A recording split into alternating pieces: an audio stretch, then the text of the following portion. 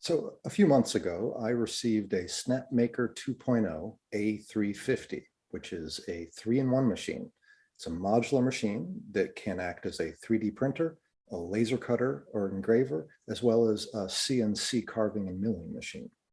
So I was very excited to test this out, but I also was somewhat hesitant for two main reasons. First, it's a multifunction machine, and in my experience, a lot of the time when you have a multifunction machine, it doesn't really do any one of the functions nearly as well as a machine that's dedicated to that purpose. Secondly, this product came out of a Kickstarter campaign.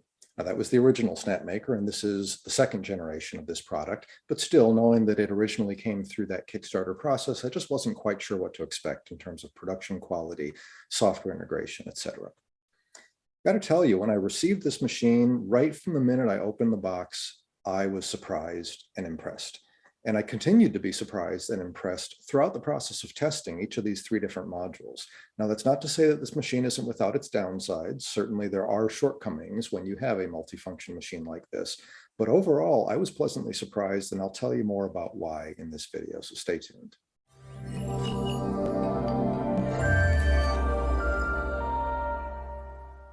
So when we opened the box for this Snapmaker 2.0, the very first thing that we were presented with is a quick start guide. And this quick start guide is packaged in a way that it's flush mounted with the custom foam packaging in there. So you can't quite see until you take out this quick start guide that it's actually 90 pages long. And we had a bit of a chuckle over that. But it turns out, of course, it's mostly pictures, and it was exactly what we needed. It's beautifully done, great photos, step-by-step instructions that provided everything that we needed to get through the assembly process without issue. So you take off that top layer where the quick start guide is, and you start to see the rest of the packaging, which really blew me away. Everything is perfectly fitted together in custom boxes. Each box is labeled to let you know what's inside of it. And even the components within those boxes are labeled. So you got all the different screws and little baggies that are labeled with the types of screws and all the accessories and everything just beautifully laid out, beautifully organized. I was so impressed as I went through the unboxing process, really was. So as we proceeded with the unboxing, the next thing that surprised me was the quality of the parts themselves. You know, for me, I immediately equated it with Apple products, because for me, those are the products that really have impressed me the most in terms of the quality of the components used, the packaging, the whole experience of unboxing and getting started with the product. And Snapmaker really, I think, achieved that level in their production quality and packaging, and the user experience with this product really was very impressive. So you'll see that in all of the parts. And you can really feel that quality as you put the machine together, because it's very solid. Everything goes together nicely, and it just feels like it's a stable, solid machine.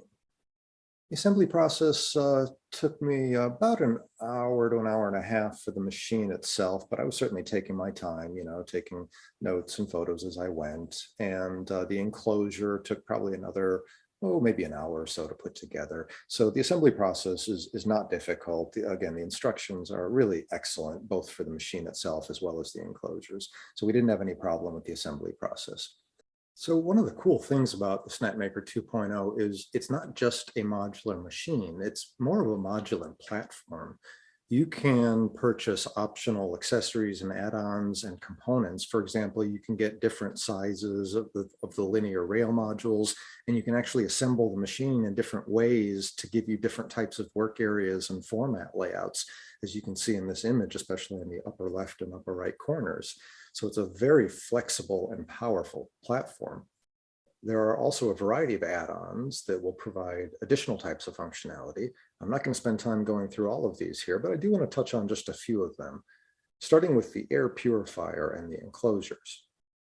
Now, if you plan on using the Cnc function in any significant way, I definitely recommend that you consider the enclosure.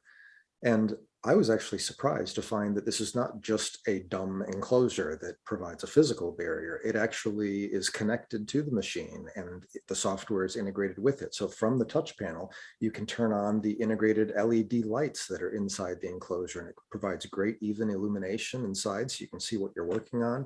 You can adjust the fan speed on the enclosure because there is an exhaust with a fan on the back. So I was very impressed to find that it was actually a connected enclosure that you can manipulate from the touch panel.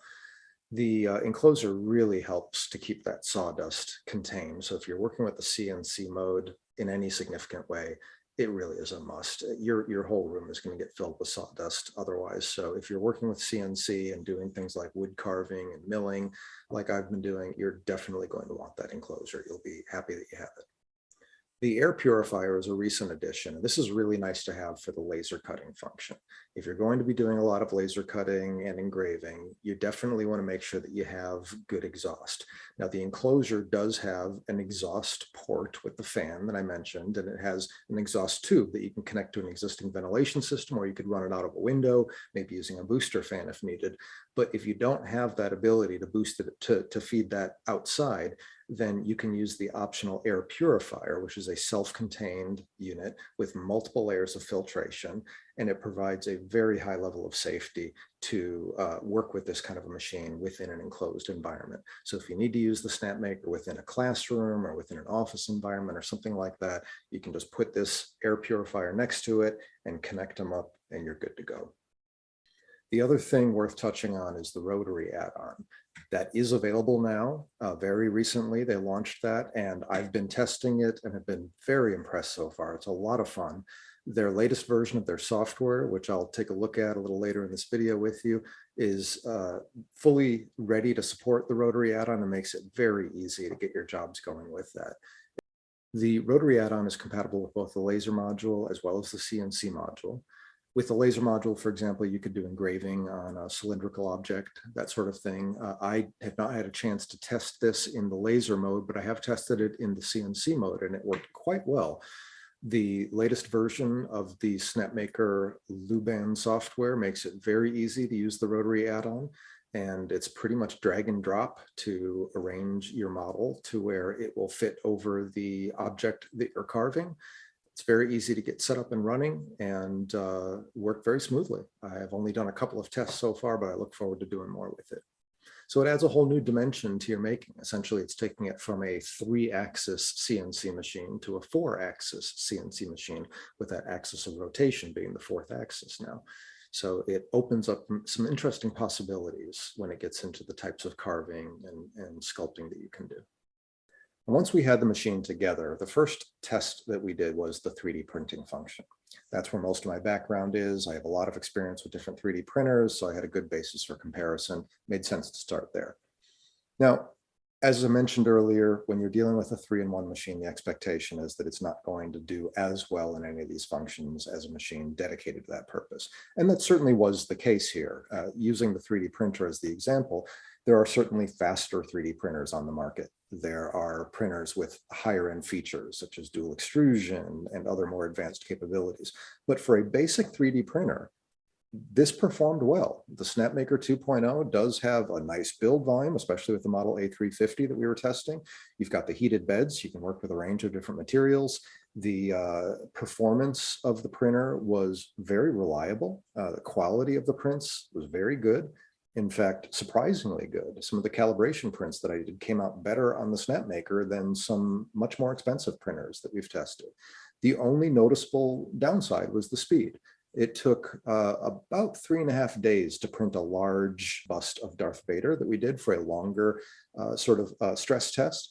We didn't have any issues whatsoever with the print. It came out flawlessly, but that same print with similar settings on some of the other more expensive printers could have probably been done in a couple of days, if that. So certainly not as fast as some of the other printers on the market, but otherwise I had no complaints with the performance of the 3D printer. It was very easy to use, and I'll show you their software a little bit later in this video, which has come a long way even since we started testing.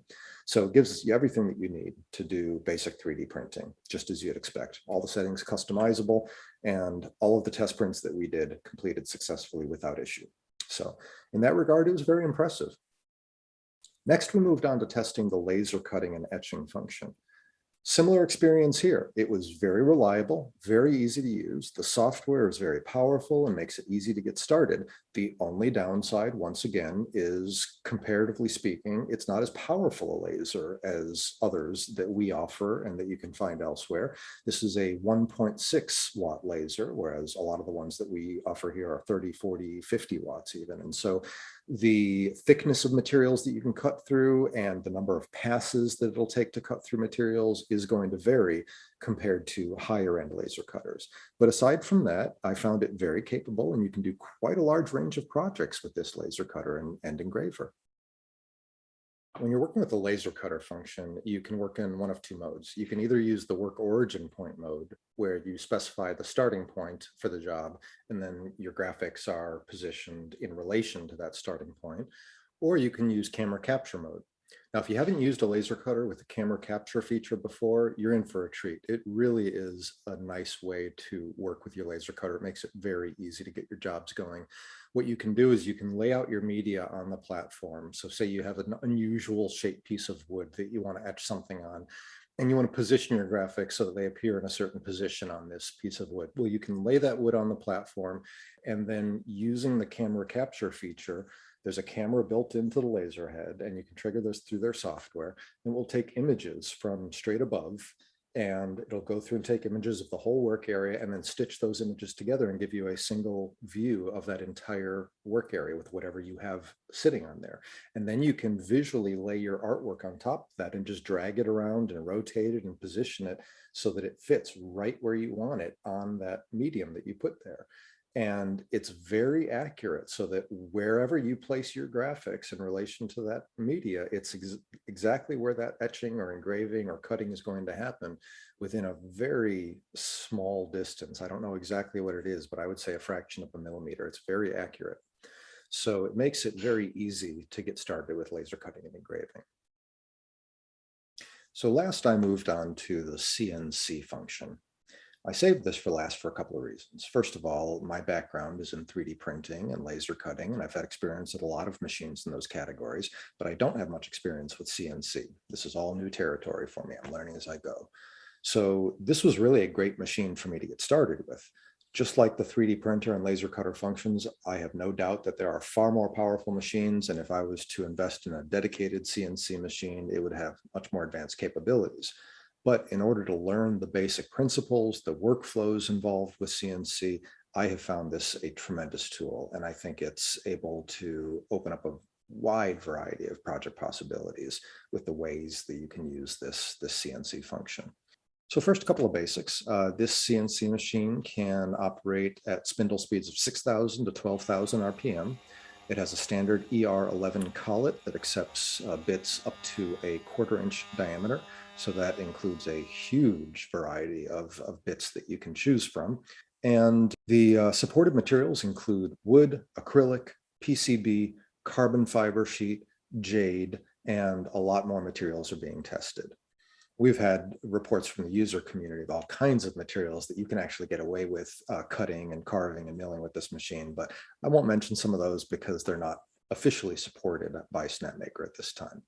So first, I'd like to show you some of the projects that I've done throughout my testing of the CNC function, just so that you can see the kinds of results that you can get from this very affordable machine. I was blown away, quite frankly. I had no idea that I would be able to achieve this level of detail with wood carving and milling operations. I'm going to show you later how I was able to achieve this. I actually had to use some software beyond what Snapmaker provides, but the software that they do offer for free is very powerful, and we'll take a look at what you can do with that before getting into some of the more advanced possibilities. Okay, so here we have the Snapmaker Luban software. This is version 4.0.3, which is the latest version as of the time of this recording. And version 4 is a major step forward compared to the previous version. They really completely overhauled the interface. This dashboard that you're looking at here is all new, and it really is a big improvement in terms of the user experience.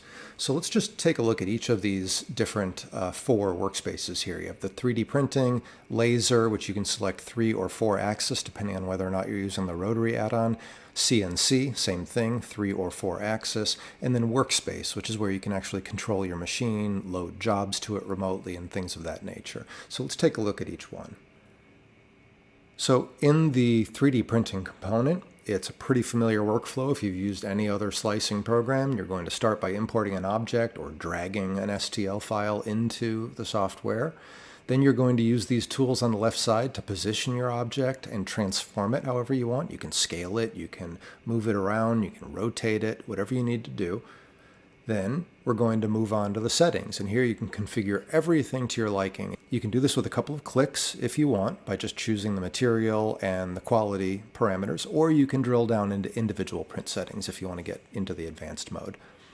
Then once all the settings are done, you can generate your G-code and preview to make sure everything looks good before you send it to the machine. It'll go ahead and slice your job, and then it will give us this nice preview where we can see layer by layer what's going to happen before we send that project. You can then save your project so that you can reuse it later. I'll show you here now that we've gotten out of that tutorial. You can see the preview, you can zoom in, you can scroll through the layers, see exactly how each layer is going to print. So all of the functionality that you would expect to find in a good slicing program. It's worked quite well for me so far. Now for the laser cutting, I'm going to stick with the 3-axis mode. So first, we set up our job, we define the work size and where we want our point of origin to be. We then bring in a file, and this can be any number of different formats. It can be an image format or it can be a vector format, depending on what we're looking to do here, whether we want to cut or engrave. Then we can also use these tools on the left toolbar to create geometry and objects right here within the Luban software. So you can draw different types of primitives, you can insert text as either a vector or a graphic. You can do all kinds of things right within the software. Then over on the right side, you have a panel where you can edit those objects as you've created them. You can adjust their size, you can move them around, you can rotate them, mirror them, etc. And you can also change which mode they're being processed in, either as one of these image formats or in vector format. So a lot of flexibility. And then once you've set things up the way you want there, you can go and create your toolpaths. And that happens in this Process tab up here. So you create toolpaths by defining how you want each one to work. For example, here we're saying we want it to go on the path. Another option would be to fill in the whole area within that line. So you can choose how you want it to handle this particular toolpath. You can define things like work speed, number of passes, steps per pass, and the power that it's using, the laser power. So there's more settings there that you can get into as well. Those are the basics. And you generate your G-code and preview just like in the 3D printing module. And it will give you a preview of exactly what to expect. Then you can export that to the machine and get it going. Save the project for later use if you need to. All right, so CNC. And again, this is where I've spent most of my time since getting into the testing. So again, it's going to start with asking us to set up our workspace, the dimensions and the work origin. Then it's going to have us bring in an object. You can see a very familiar pattern here to the workflow, which makes it easy when you're switching between these modes. You can then insert additional geometry or shapes as needed right here from within the software using this toolbar. So if you wanted to add in additional squares or circles or ellipses or text, you can do things like that right within this software. But you can also build this all out separately in your CAD software or your vector graphics software and then bring it in here. Then over on the right side, you've got your edit panel, and just like before, we can move things, scale things, rotate them, etc. And we can choose whether we want to work in relief mode or vector mode here, which is going to determine how the processing happens, how the material is being cut out. The process panel, similar to what we just looked at in the laser cutting mode, is where we can define toolpaths, and you can have multiple toolpaths. So for each toolpath, you can define what tool you're using. All right, now I'm going to get out of this little guide here so that I can drill in on a bit more detail in this part. So with CNC, when you're generating your toolpaths, you get a lot of control here, starting with the tools. So you might want to use different tools within a job. So for example, you might want to start with one of the smaller flat end mill bits that are included with the machine. These are 1/8 inch bits. But then other parts of the job you might want to use a different bit for, and so you could set up another toolpath using a different bit. You can add your own bit definitions as well. For example, this 1/4 inch flat end mill is one that I added, and I could use that for a different part of the job. You can define whether you want it to cut on the path, or as an outline, or a fill, where it's going to sort of clear out the space within the path. You can define your work speed, your plunge speed, your step down, your step over, and there's a lot more settings that you can get into if you want to get into that detail. I won't get into that here. Then just as before, you can generate your G-code and preview. It'll show you exactly what to expect. And you can actually do a simulation so that you can see in sort of a three-dimensional view what the cutouts are going to look like after this job is run. And of course, you can save it, send it to the machine, and so on. Now, all of these modules, the 3D printing, laser, and CNC modules, feed into the workspace. Now, in the workspace, you can connect over Wi-Fi to your machine, and once you're connected to it, you can send commands to it here. You can load G-code files that you've done either within Luban or done through other programs. You can load them in here to preview them and then send them to the device remotely from here and get them ready to run. So overall, this software has really impressed me. It's very easy to use. It's very stable. I haven't had a crash yet. It works very well. The tutorials are excellent to guide you step by step through each of the different processes. Really, they've done a nice job here. The only limitation I've run into is in the CNC module. What I have been interested in doing specifically are the three-dimensional CNC milling operations. I want to do detailed carving, and to do that you want to do multiple passes with different tools. So I usually do a first pass that's sort of a roughing pass using a 1/4-inch flat end mill, and that allows me to get rid of a lot of the unneeded wood very quickly. It would take a whole lot longer if I was using one of those finer bits that come with the Snapmaker 2.0. So for this, I like to use a larger bit first. I start with a 1/4-inch flat end mill just to rough out the piece and get rid of as much of that unneeded wood as possible, as quickly as possible. Then I switch to a finer bit. And in that finer pass, you go through and carve out all the details. Sometimes you use multiple passes for that. So I might do a 3-pass job or a 4-pass job, but in most cases, 2 passes is enough. You can do one just as a roughing step and then the second as your detailed step. But for this to work, each of the tool paths that you're generating needs to be aware of the tool path before it. It needs to know what that previous tool path did, how much material was removed and from where, so that it can then start from the appropriate point, knowing what's already been cleared and just work on taking away additional new material. And that sort of connectivity between different tool paths is not yet supported within the Luban software. This is something known as rest machining. And for that, I had to turn to some slightly more powerful software. And so for that, I went to Autodesk Fusion 360. If you haven't used Fusion 360, it is a very popular and very powerful CAD program. It is what's considered a hybrid solution. That is, it operates partly in the cloud, but mostly it runs locally. You do need to have some pretty significant computing resources available to run it well. But there are free licenses available for students and educators, as well as for personal use under certain conditions. So definitely check out their website for the current terms on that, but you might be able to get access to a free license to this very powerful platform. And within Fusion 360, it is not just a CAD platform, it is also a CAM platform, which is what you use for CNC. That's where you do the toolpath generation, and it does have full support for multiple toolpaths linked to each other. And I'm going to be sharing a very detailed tutorial later to show you how that works. And in that tutorial, we're going to show you everything you need to get jobs set up in Fusion 360 for multi-tool machining. We'll go through all the different settings, give you all the files that you need to get that started, show you some tips and tricks to get the best possible results.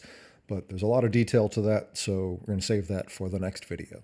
So that is the Snapmaker 2.0 3-in-1 machine. I hope you found this overview useful. Head on over to shop3duniverse.com to learn more or purchase one today. Thanks for watching.